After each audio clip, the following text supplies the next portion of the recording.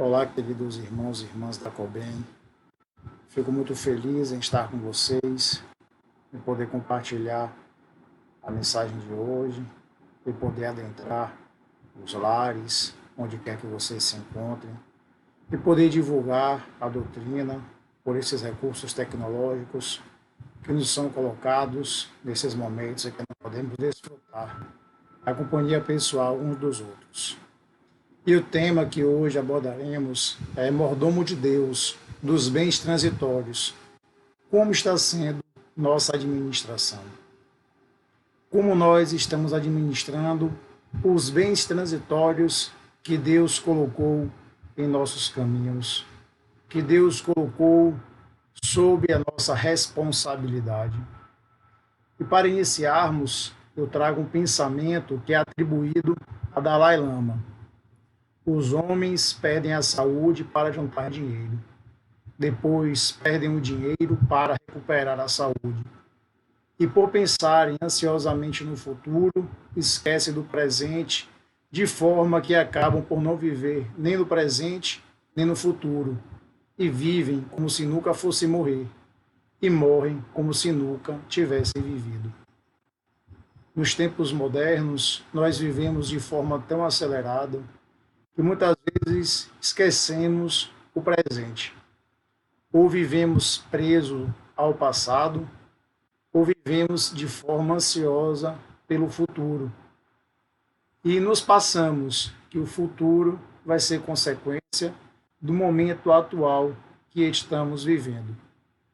Vivemos tão preso ao ter que esquecemos de ser.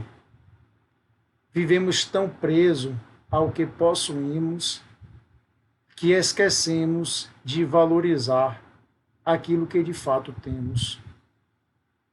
E queremos muitas vezes, na ânsia de ter cada vez mais, que não valorizamos as coisas belas e simples que estão ao nosso lado.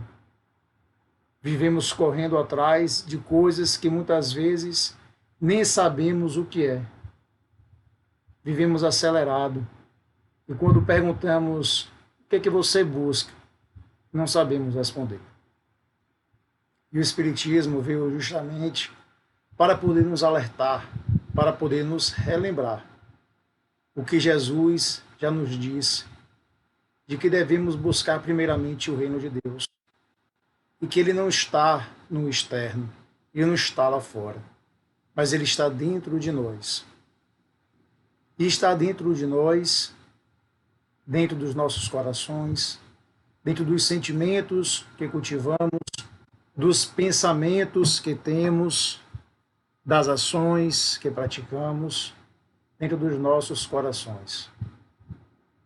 E como o Espiritismo veio nos mostrar que a vida espiritual é a verdadeira vida que nós temos, ela também nos alertou da transitoriedade da nossa vida terrena, da transitoriedade da nossa vida física, que estamos aqui de passagem.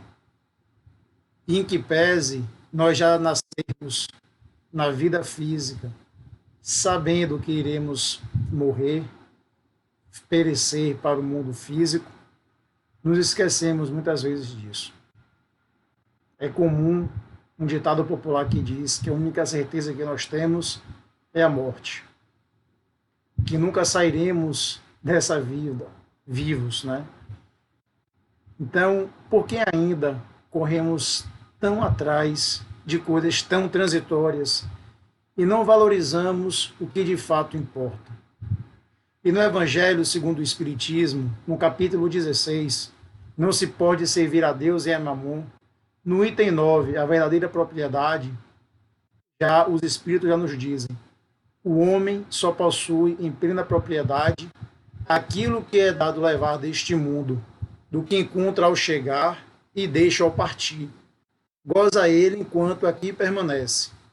Desde, porém, que é forçado a abandonar tudo isso, não tem a posse real das suas riquezas, mas simplesmente o usufruto. Tudo que aqui encontramos quando nascemos, tudo que aqui encontramos quando chegamos, nós deixaremos ao partir. Daí porque muitas vezes já cansei de ouvir que caixão não tem gaveta. Por que então amontoamos tantas coisas materiais e esquecemos de cultivar tanto o nosso espírito? E esquecemos de cultivar o que de fato nós levaremos. E no livro dos Espíritos, na pergunta 153, Kardec assim questiona: em que sentido se deve entender a vida eterna? E os Espíritos respondem: a vida do Espírito é que é eterna, a do corpo é transitória e passageira. Quando o corpo morre, a alma retorna à vida eterna. E aí vem a pergunta que é o tema da noite, é o tema da palestra, é o tema da abordagem. Como está sendo nossa administração com os bens transitórios, já que nós somos apenas usufrutuários dos bens que Deus nos deu, dos bens transitórios que aqui encontramos. A lei de Deus, uma das leis de Deus é a lei do trabalho. Claro, nós trabalhamos para podermos, enquanto aqui estivermos, termos o necessário para a nossa sobrevivência. Daí porque, na questão 674 do Livro dos Espíritos, Kardec assim questiona: a necessidade do trabalho é lei da natureza? E os Espíritos respondem: o trabalho é uma lei da natureza, por isso mesmo que constituiu a necessidade. E na pergunta 675, ele continua: por trabalho só se deve entender as ocupações materiais? E os Espíritos respondem: não. O espírito trabalha assim como o corpo. Toda ocupação útil é trabalho. E Emmanuel complementa: se trabalho fosse movimentação, só tinha trabalhador no umbral, pois lá vibram repletos de trabalho. Movimento desesperado não é sinal de dinamismo. Então nós temos que trabalhar dando a destinação útil à nossa vida que estamos tendo nesse momento enquanto encarnados. Nós temos que dar uma destinação útil à vida que nós estamos levando. E dar destinação útil não somente ao nosso trabalho, mas também aos bens que estamos usufruindo, mas também aos bens que estamos gozando enquanto aqui estivermos. Porque o que é que o homem então possui ele então enquanto aqui estiver? E no Evangelho, também no capítulo 16, no item 9, os Espíritos respondem: nada do que é do uso do corpo, tudo que é do uso da alma, a inteligência, os conhecimentos, as qualidades morais. Isso é o que ele, o homem, traz consigo e leva, e que ninguém lhe pode arrebatar, o que lhe será de muito mais utilidade no outro mundo do que neste. O que de fato nós temos, o que de fato nos pertence, é aquilo que é de uso da alma, aquilo que é de uso do espírito, a inteligência, os conhecimentos, as qualidades morais, o amor, o perdão, a benevolência. Então é isso que nós temos que procurar desenvolver, é isso que nós temos que procurar cultivar enquanto aqui estivermos, porque a nossa encarnação, a nossa reencarnação é para esse fim. É para isso que nós aqui estamos. E os bens transitórios, eles devem convergir para o nosso crescimento. Eles devem convergir para a nossa evolução. Eles devem nos ajudar para isso. Não somente a nós, mas todos aqueles que nos rodeiam, todos aqueles que nós pudermos ajudar. Todos aqueles que estão em estado de necessidade e que nós pudermos, estiver ao nosso alcance, possibilitar a melhora deles, a melhora tanto do lado material, como também do lado moral. Estiparmos com as misérias, estiparmos com as necessidades mais comezinhas. Quantas vezes nós temos o supérfluo e falta o necessário para o nosso irmão? Quantas vezes nós temos uma fartura e o nosso irmão não tem sequer o básico? E o Espiritismo veio nos lembrar que tudo de material é transitório. E a felicidade do espírito, quando fecha os olhos para o mundo material e abre os olhos para o mundo espiritual, para o verdadeiro mundo, é que ele vai ver a felicidade de ter cultivado os valores do espírito. E os espíritos no Evangelho ainda nos lembram: quando um homem vai a um país distante, constitui a sua bagagem de objetos utilizáveis nesse país. Não se preocupa com os que ali seriam inúteis. Proceder do mesmo modo com relação à vida futura e fazer provisão de tudo quanto ali vos possais servir. Porque nós, mesmo sabendo da nossa transitoriedade, porque nós, mesmo sabendo que estamos aqui para buscarmos a nossa evolução, ainda assim continuamos sendo movidos pela ganância, pelo egoísmo e pelo orgulho. O que nós estamos fazendo dos bens que Deus nos deu, que Deus nos deixou sob a nossa responsabilidade. Porque mesmo sabendo da necessidade de cultivarmos os valores do Espírito, nós ainda nos perdemos nos meandros do materialismo. O Espiritismo veio para combater o materialismo, como Kardec nos lembrou. Por que então ainda é tão difícil para nós, mesmo conhecendo a doutrina espírita, mesmo conhecendo a doutrina do Cristo, mesmo sabendo que o Cristo veio e nos ensinou, pregou pelo exemplo, mesmo sabendo de tudo aquilo que ele nos legou, porque ainda é tão difícil para a gente praticar os princípios cristãos. Quando nós estamos sob a vestimenta carnal, com a nossa amnésia temporária, ainda nos deixamos levar por velhos instintos, por velhos impulsos. E aquilo que nós temos que combater ainda vem com uma força muito grande. E nós temos que tentar silenciar velhos impulsos, nós temos que tentar silenciar velhos instintos, porque nós tendemos a continuar agindo como nós já estamos acostumados. Porque o nosso corpo, a nossa mente, é mais fácil para nós sempre agirmos do mesmo jeito. E como nós estamos acostumados a agir com orgulho e com egoísmo, assim vamos continuando nesse círculo vicioso. E somente quando nós resolvermos dar um break, quando nós resolvermos dar uma parada para refletirmos, é que nós mudaremos. Cada um tem o seu momento. Cada um vai ter o seu instante de reflexionar e de perceber que não adianta nós corrermos atrás da roda da fortuna, não adianta nós corrermos atrás de termos cada vez mais, se nós não cultivarmos os valores do Espírito. Senão nós teremos uma vida vazia.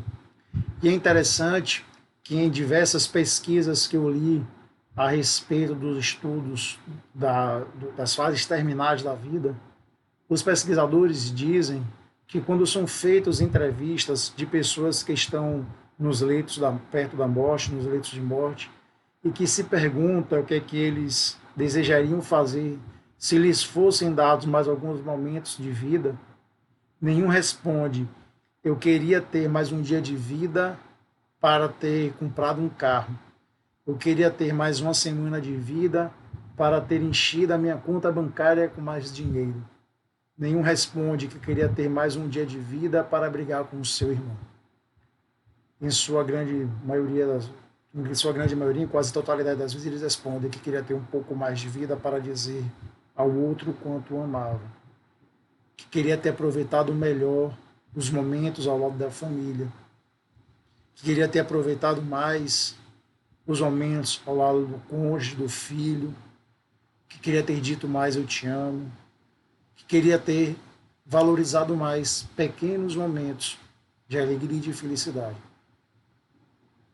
Porque nós, infelizmente, mesmo sabendo da finitude da vida, ainda assim, nós não conseguimos nos desvencilhar de forma tão imediata de velhos hábitos e de velhos vícios que ainda estão enraizados no nosso espírito e no nosso ser.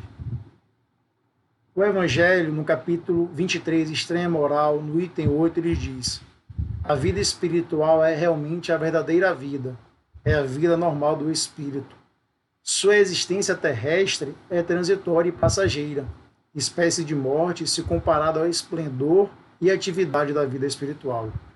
O corpo não passa de vestimenta grosseira, que reveste temporariamente o espírito verdadeiro, grilhão que o prende à gleba terrena, do qual ele se sente feliz em libertar-se.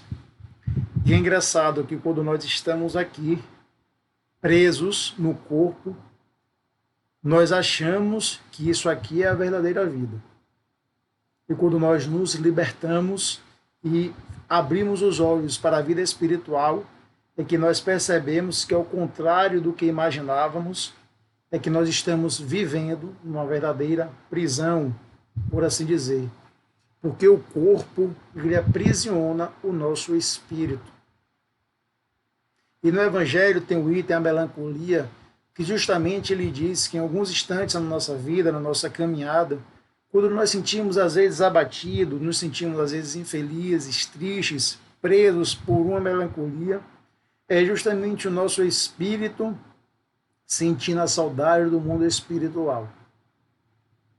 E mesmo com todo esse conhecimento, mesmo com todo esse cabedal que o Espiritismo nos dá, quando nós temos que cultivar os valores do Espírito, nós dizemos: amanhã eu faço, hoje eu estou sem tempo. Amanhã eu ajudo ao meu irmão, hoje eu estou na correria. Um exemplo, Evangelho no lar. Quantas pessoas fazem, quantos de nós fazem o Evangelho no lar? Um dia na semana, 20 a 30 minutinhos, orar em família, ou orar só na sua casa, fazer do seu lar um ninho, um centro, um foco de luz, um centro de amor.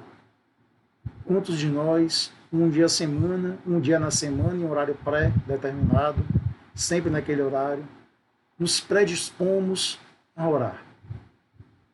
Uma coisa simples, um gesto aparentemente simples, mas que na realidade não é simples, porque a oração é quando nos conectamos com Deus, quando nos conectamos com os nossos anjos, com os espíritos de luz. É quando nós nos conectamos e fazemos do nosso lar aquele foco de luz. Quantos de nós nos predispomos a isso? Quantos de nós, mesmo sabendo da importância, sempre dizemos: estou sem tempo hoje, amanhã eu faço. Mas quando diz respeito a algo da materialidade da nossa vida, nós fazemos de imediato.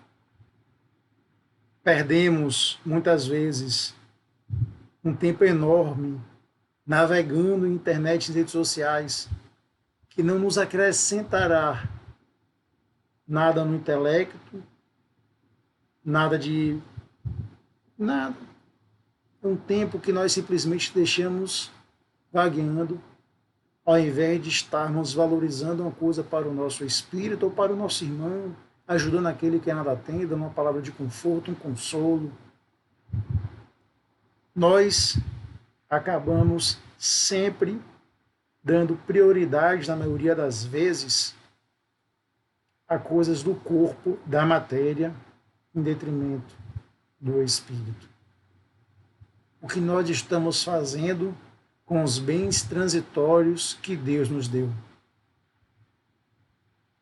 Ainda no capítulo 16 do Evangelho, que é o capítulo que eu vou trabalhar e que eu estou trabalhando ao longo dessa explanação, no item 9 ele assim nos diz: assim acontece com o homem a sua chegada no mundo dos espíritos. Não se avaliarão os seus bens nem os seus títulos, mas a soma das virtudes que possua. Ora, sob esse aspecto, o operário pode ser mais rico do que o príncipe, porque não se analisará a quantidade de posses e de bens materiais que ele possui. Daí porque, em muitos livros espíritas, quando nós adentramos nas minúcias, nas histórias daqueles espíritos, muitos espíritos que foram homens ricos na Terra, eles simplesmente, por não terem bem empregado a sua riqueza, quando chega no mundo dos espíritos, se assustam, porque acharam que o simples fato de serem ricos já lhes garantiria, como dizem, uma vaga no paraíso ou uma vaga no céu. Eles praticavam a caridade, mas não a verdadeira caridade do despreendimento. Ou eles faziam para mostrar, ou apenas faziam dando do que lhes sobrava. Todo bom ato é válido. Todo bom ato é importante para aquele que recebe. Mas temos que procurar praticar a verdadeira caridade. Que a vossa mão esquerda não saiba o que faz a nossa mão direita. Nós temos que praticar, buscar fazer o bem, sem olhar a quem e sem a ostentação. Isso me lembra a parábola do mal rico, que está no Evangelho de Lucas, no capítulo 16, versículos 19 a 31, e também no Evangelho segundo o Espiritismo, no capítulo 16, no item 5. Vou contar do meu jeito. Nessa parábola, ele conta que são três personagens do foco: um homem rico, Lázaro e Abraão. E ele conta que um homem rico tinha morrido e estava no inferno, sofrendo muito. E pedindo a Deus, pedindo a Abraão, que lhe amenizasse o sofrimento. Tinha sido um homem de muitas posses, um homem de muita riqueza. E quando ele olhava para os céus, ele via Lázaro ao lado de Abraão. E Lázaro tinha sido na terra um mendigo. Um mendigo que muitas vezes estava na porta do homem rico pedindo esmola, e o homem rico nada lhe dava. Então o homem rico, que tinha sido homem de muitas posses, homem de muitas riquezas, estava sofrendo no inferno. E Lázaro, que tinha sido aquele mendigo, um homem sem posses, estava gozando no paraíso com Abraão. Então o homem rico ergue os olhos e fala: Pai Abraão, tem piedade de mim e manda-me Lázaro, a fim de que molhe a ponta do dedo na água para me refrescar a língua, pois sofro horrível tormento nessas chamas. E Abraão lhe responde: Meu filho, lembra-te de que recebeste em vida teus bens e de que Lázaro só teve males. Por isso ele agora está na consolação e tu nos tormentos. E de onde Lázaro está e tu estás é muito longe, de sorte que quem está aqui não pode ir para aí, e quem está aí não pode vir para cá. E lembra ao homem rico de quantas vezes Lázaro sofria e rogava-lhe, às vezes, um copo d'água, ou rogava um alimento, e o homem rico nada lhe dava. E o homem rico, naquela lamúria, naquele sofrimento, pede-lhe a Abraão, para que Abraão, então, envie para os seus 5 irmãos um anjo, para lhe contar do sofrimento que ele estava tendo, e para que os 5 irmãos soubessem da necessidade de bem empregar a fortuna, para lhes alertar. Então Abraão lhe responde: se eles não ouvem a Moisés nem aos profetas, também não acreditarão ainda mesmo que algum dos mortos ressuscite. Então, desde aquela época, Jesus já nos alertava da necessidade de nós bem empregarmos a riqueza, de nós não darmos mais importância, mais valor aos bens terrenos, em detrimento aos bens do espírito. Porque, como já foi dito, o que de fato nós levaremos quando fecharmos os olhos ao mundo material é o que nós cultivamos, os valores espirituais.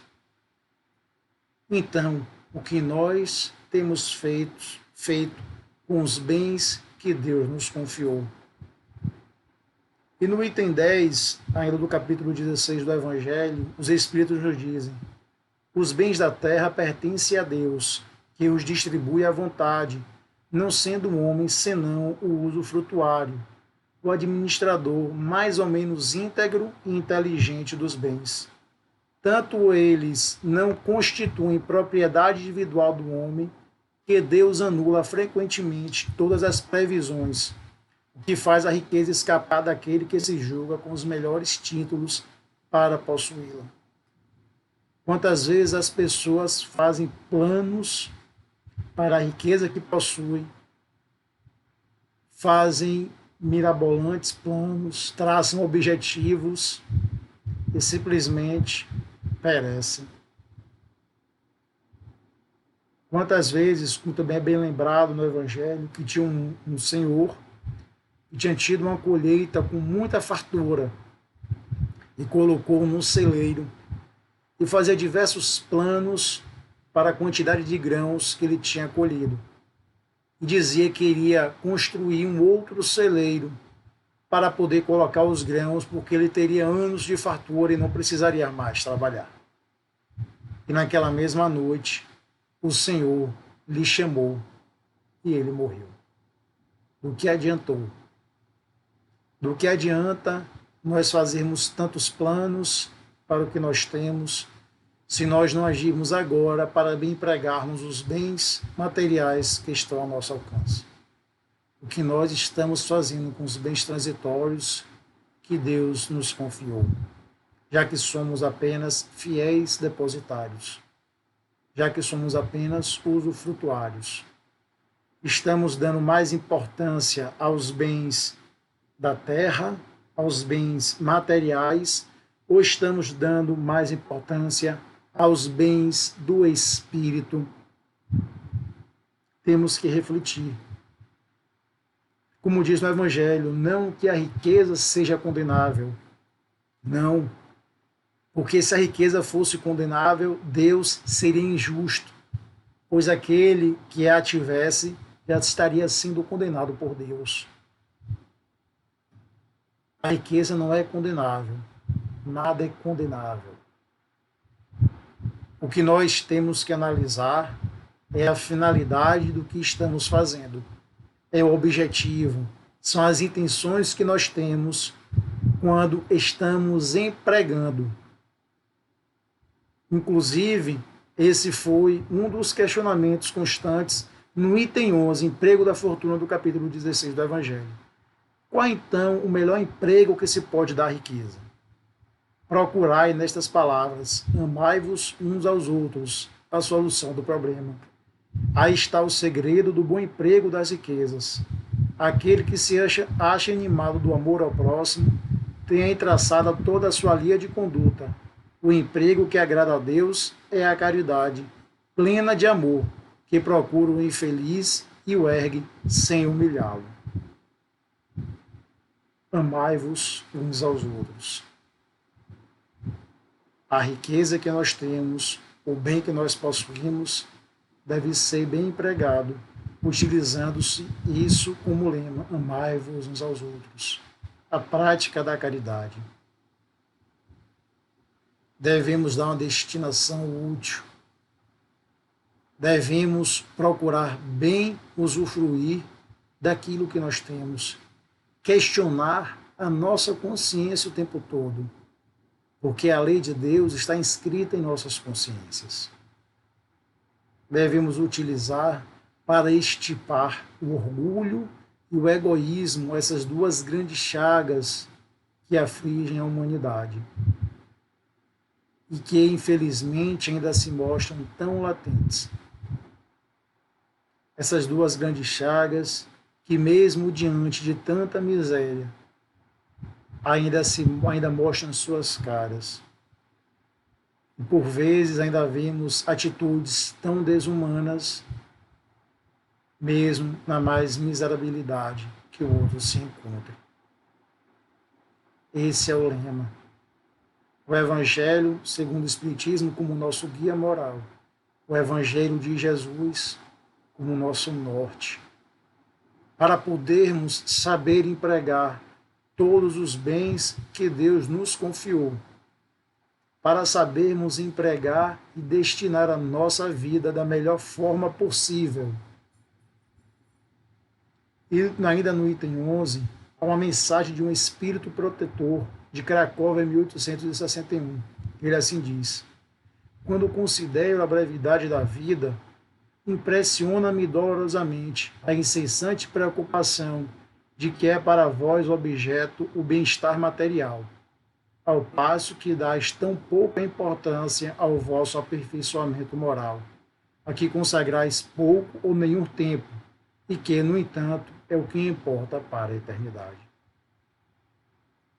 Quando nós colocamos na balança a importância que nós damos ao nosso aperfeiçoamento moral e as coisas materiais, qual é o prato que vai pesar mais? Há 2020 anos, Jesus veio e nos deu a lição.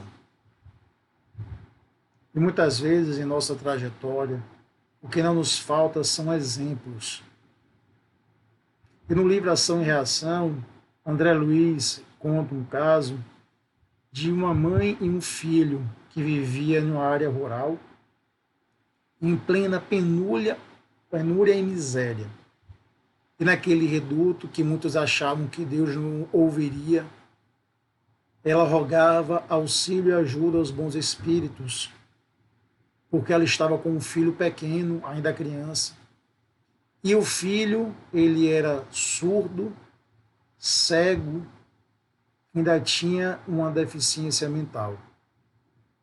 E eles estavam passando fome e necessidades, ela não sabia mais a quem recorrer, além de estar muito adoentada.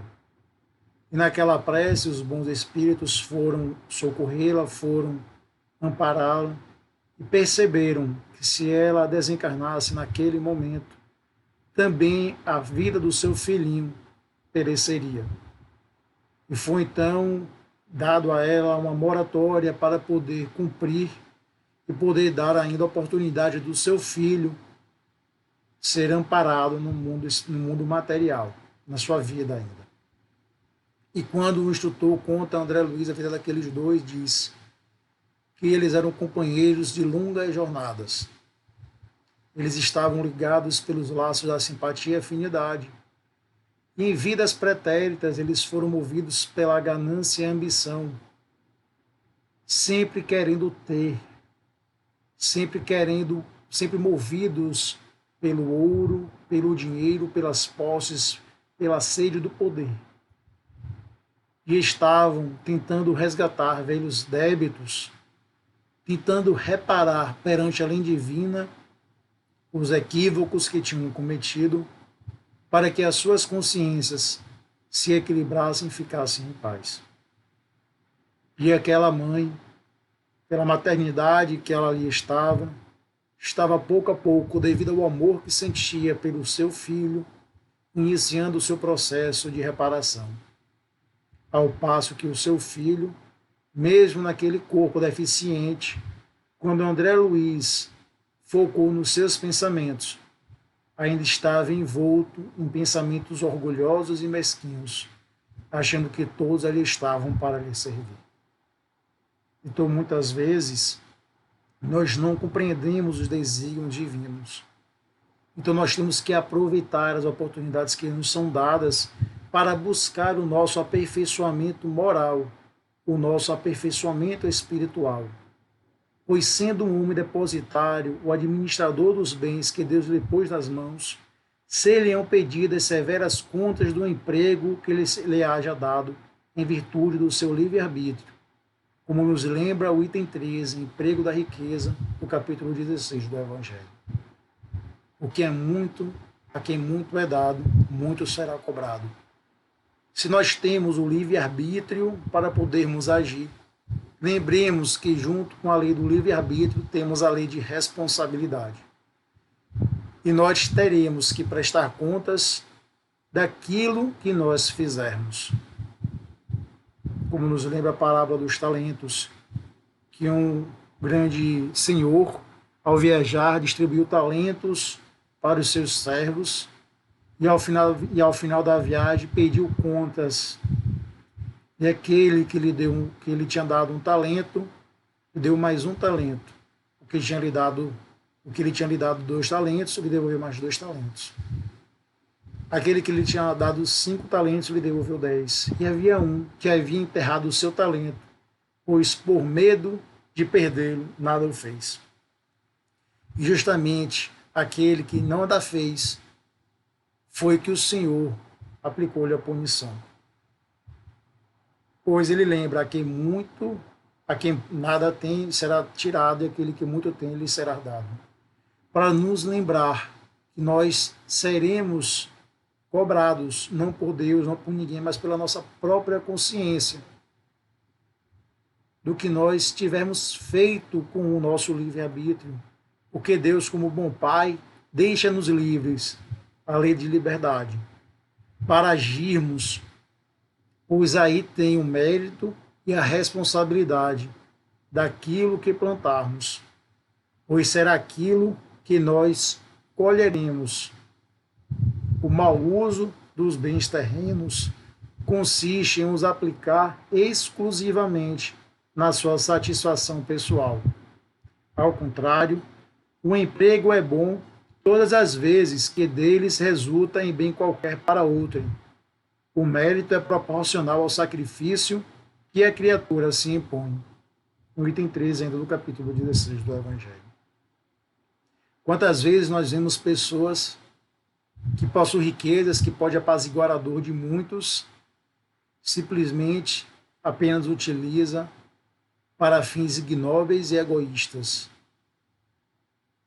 E, não satisfeito com a grande fortuna que tem, continuam ainda na sua ganância, na sua sanha, destruindo e ceifando vidas para ter cada vez mais e para empregar somente para a satisfação pessoal, enquanto ao seu irmão que está passando necessidade à sua porta nada tem.